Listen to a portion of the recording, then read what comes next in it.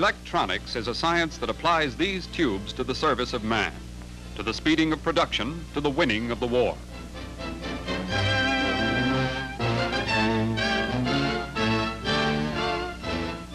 To understand how electronic tubes work, let's take a good look at one of them, one that's representative of its species. This is a diode, a typical two-element electronic tube. Let's get inside it. In fundamental operation, it resembles an ordinary single-pole switch, a switch that can connect, for instance, this battery and its motor load. One power lead comes to the anode, the other lead goes to the cathode. When this switch is open, the contacts are insulated from each other by a vacuum, or by some inert gas inserted into an evacuated tube under low pressure. To close this switch electronically, all we need do is heat the cathode and give the anode a positive potential. Then here's what happens. As electrons are emitted from the surface of the heated cathode, being negatively charged, they fly at tremendous speed to the anode. In this way, a current-carrying path is formed, which closes our electronic switch and permits our motor to operate. You'll notice, by the way, that the direction of electron flow is contrary to the orthodox concept of current flow from plus to minus. Now, at this point, you may ask, if an electronic tube is basically just a form of switch, why is electronics hailed today as the technique of a new engineering era? To answer that question, let's review 6 of the basic things that we can do with this new kind of switch. In the first place, we can rectify current with it, converting AC to DC. We can do this merely by connecting an electronic tube in series with an AC circuit.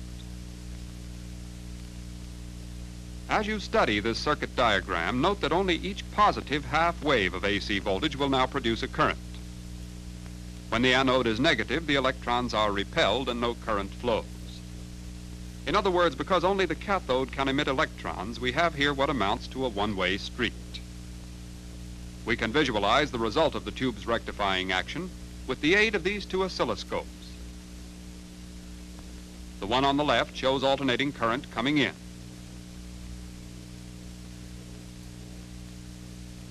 The one on the right shows pulsating direct current going out. The applications of this basic rectifying principle are many and important. Here's one of them, changing AC to DC on the nation's electrified transportation systems.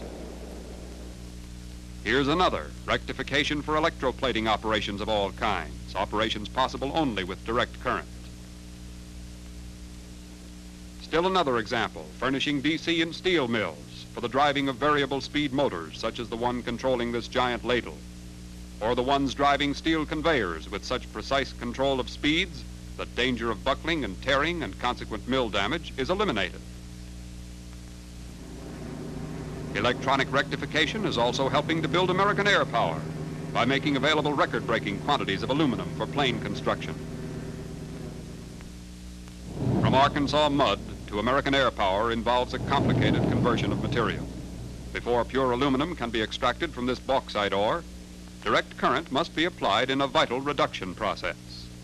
To obtain that direct current from AC transmission lines, the ignitron rectifier is used.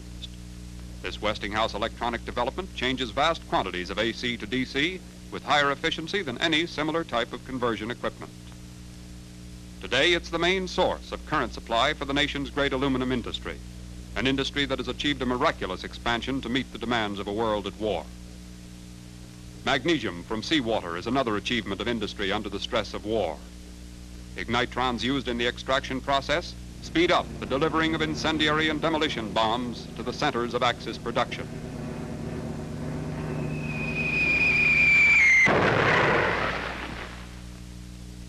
Still another example of electronic rectification at work is the precipitron, a device for cleaning air electrostatically. This diagram explains how the precipitron works. The rectifying property of electronic tubes is used to apply a potential of 13,000 volts DC to tungsten wires and 6,500 volts DC to collector plates. As incoming air passes through the field of these wires, each particle of dirt receives a positive electrostatic charge. When the positively charged particle reaches the collector chamber, it's attracted to and deposited on negative plates. In this way, air is cleaned so thoroughly that dirt particles down to a 1/4 of an inch are removed. This is a vital advantage today, not only in homes and public buildings, but in industrial plants of all kinds. For instance, in plants manufacturing delicate instruments where air cleanliness is necessary for precision work. In workrooms where optical systems are assembled for a host of military purposes. In inspection rooms where minute parts must be closely examined under high magnification. Air cleanliness is vital too in film developing rooms like this one. To understand how electronic air cleaning helps here, let's go aloft in a reconnaissance plane.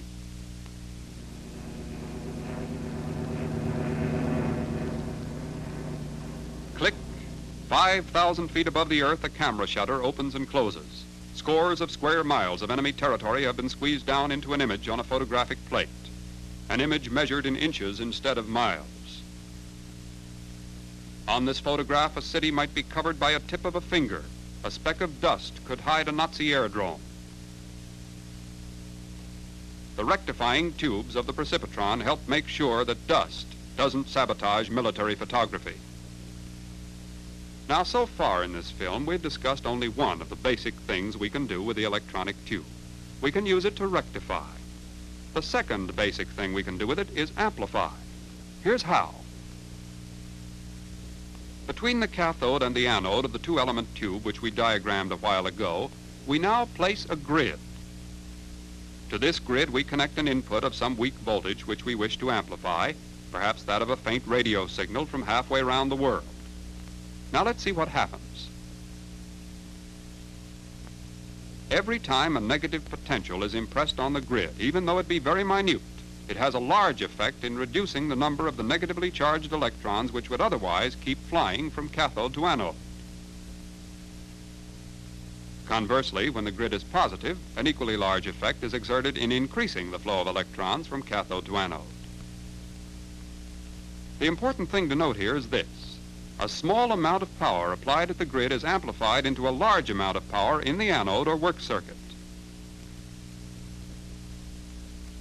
This amplifying property of the three-element electronic tube is put to work in innumerable ways.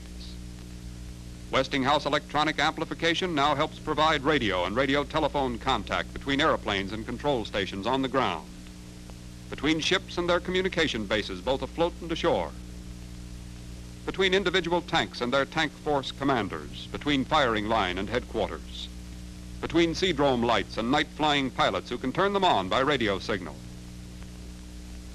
In the field of power engineering, electronic amplification permits the measurement and analysis of minute voltages, stepping them up to the point where they can be seen and interpreted on oscilloscopes. When this giant rotor is completed, its precise dielectric balancing will be made possible by amplifying tubes. Testing of these propellers for vibration fatigue will also be facilitated by electronic amplifying tubes.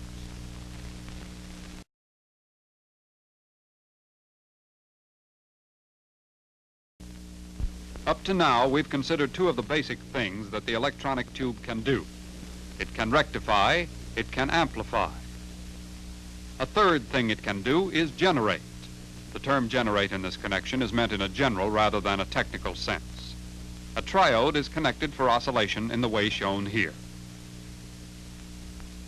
The system then becomes capable of changing direct current into alternating current. Note that what we're doing in this case is amplifying in the usual way and then feeding back to the grid part of the amplified voltage. Continued repetition of this feedback results cumulatively in a strong alternating current. This electronic means of generating alternating current is important because it can produce very high frequencies, frequencies up to millions of cycles, far beyond the range of ordinary rotating equipment. A familiar application of this is the radio transmitter. This modern transmitting room of Westinghouse station KDKA is a far cry from the pioneering equipment of its famous predecessor. This scene reproduces an historic occasion. the first time a radio transmitter was used for large-scale public entertainment.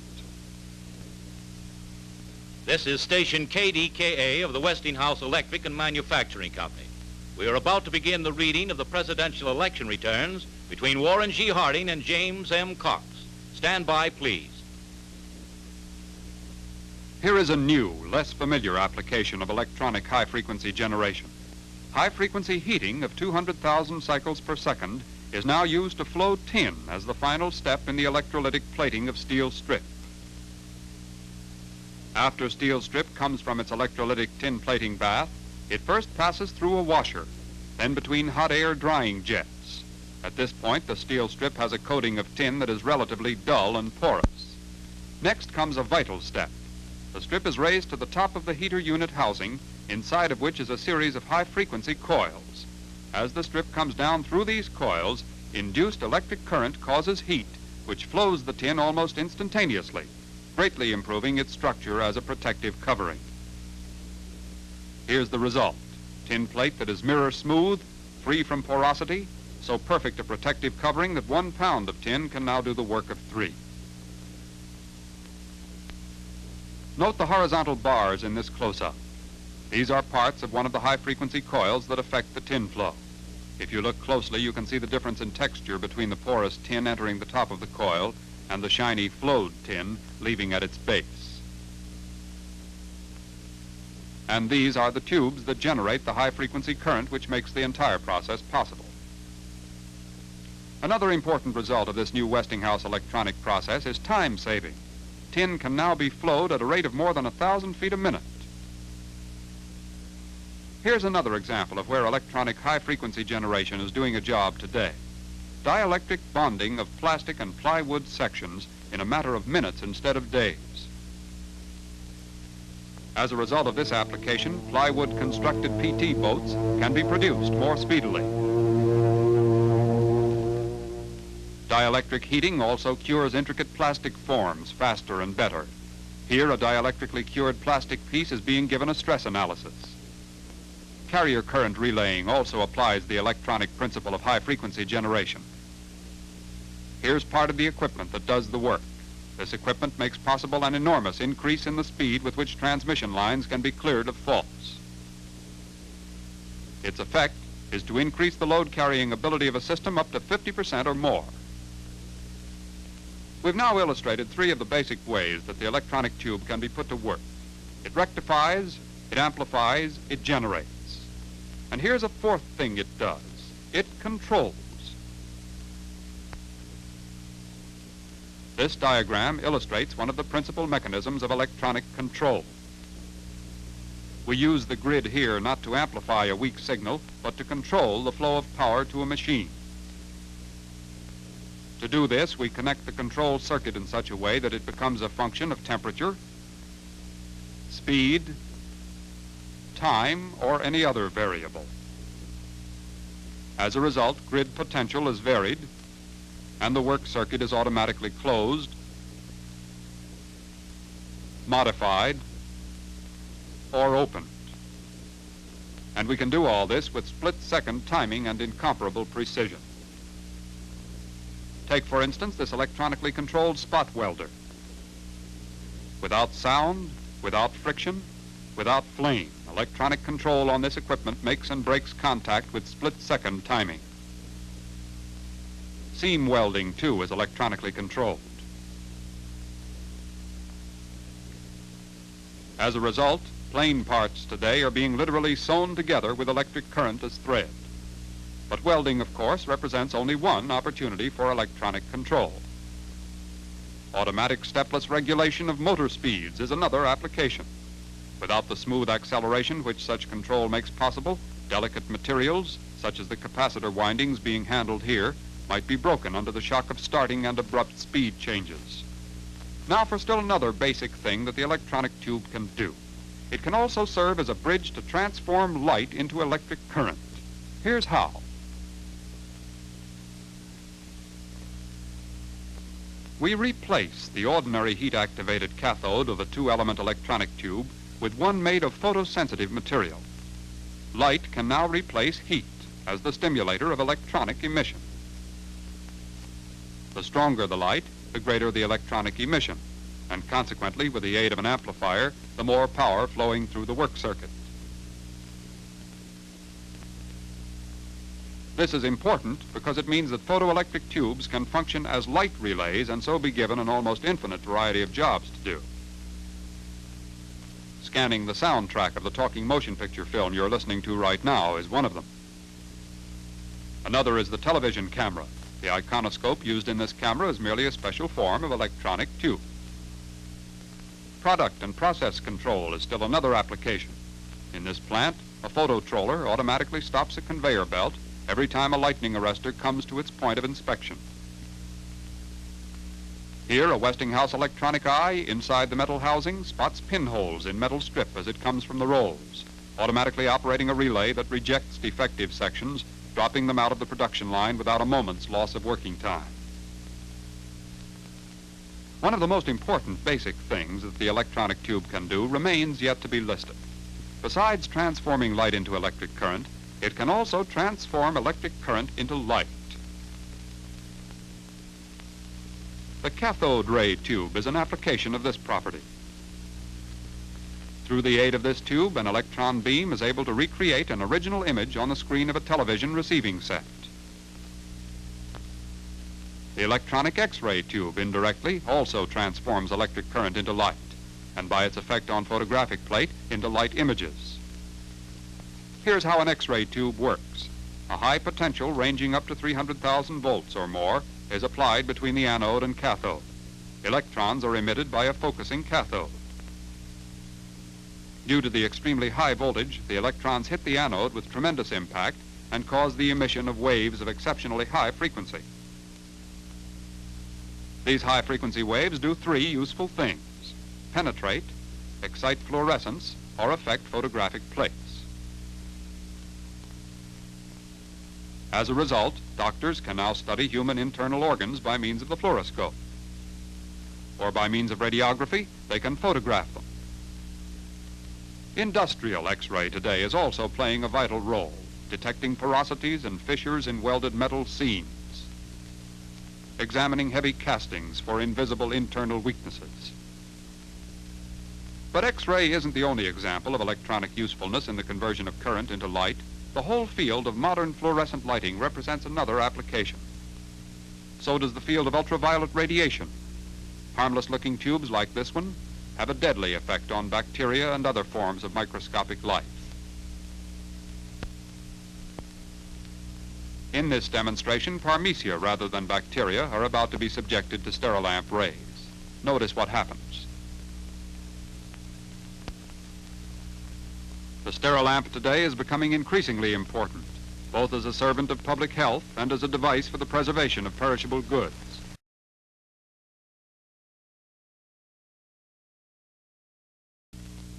So many and so varied are the applications of electronics that a single film like this can mention only 1 in 1,000. We haven't even mentioned, for instance, radar, the electronic development that helped save Britain during the decisive weeks of the German aerial blitz. Here's what happened.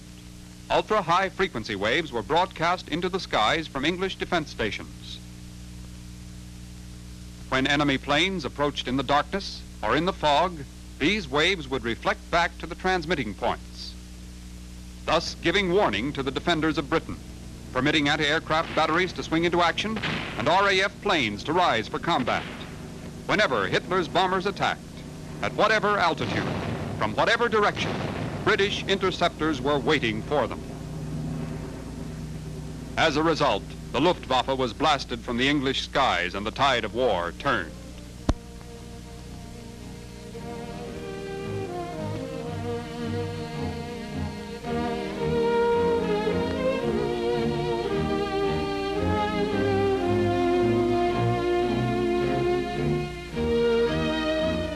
Yes, the electronic tube, in essence, is only a switch. But what a switch! It rectifies, amplifies, generates, controls, transforms light into electricity and back into light again.